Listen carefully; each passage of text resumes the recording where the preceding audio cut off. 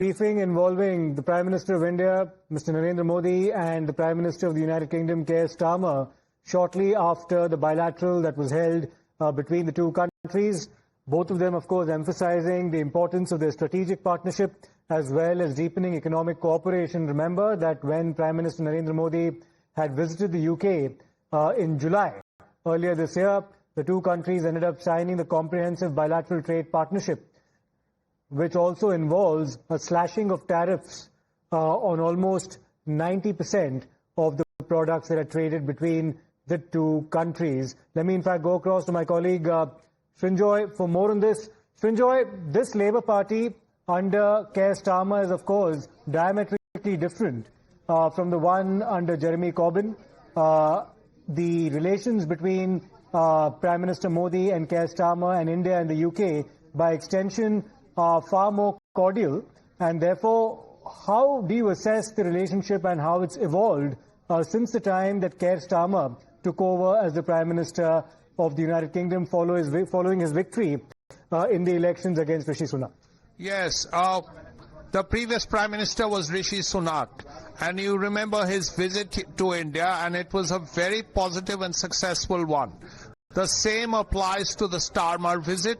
So far, things have gone very well, because regardless of whether it's Conservative or Labour, we don't know about reform, but there is a feeling in Britain that India is going to be the key. And because Britain is no longer part of the EU, and President Trump in the United States being as unpredictable, there is a search for more friends. And India really fits the bill. And several things that were said by Prime Minister Starmer are the fact that India's economic growth story is phenomenal.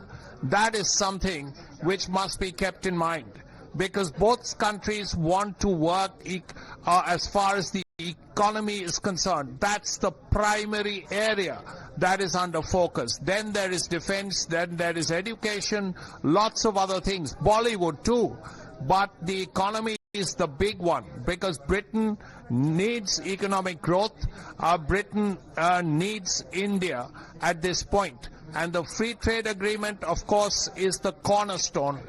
And on the basis of that, you would expect a lot of investment, a lot of trade, and a lot of economic growth. There is a feeling that perhaps a stronger economic ties could increase India's economic performance by perhaps 0.5%. Now, if that happens, it's a really big moment. Absolutely, Srinjoy. As far as bilateral trade is concerned between the two countries, it stood at approximately £43 billion in the year 2024. We'll have to wait and see as to how this comprehensive economic agreement that's been signed between the two countries in July earlier this year alters those numbers in favor of both countries. We'll, of course, wait and see as to how the rest of the visit on the part of Keir Starmer to India develops, and we'll also, of course, wait for the fine print of the joint statement that is expected to be published in a short while from now. Many thanks, Enjoy, for all your inputs on this. We'll take a short break right now. We'll come back with our coverage on the other side.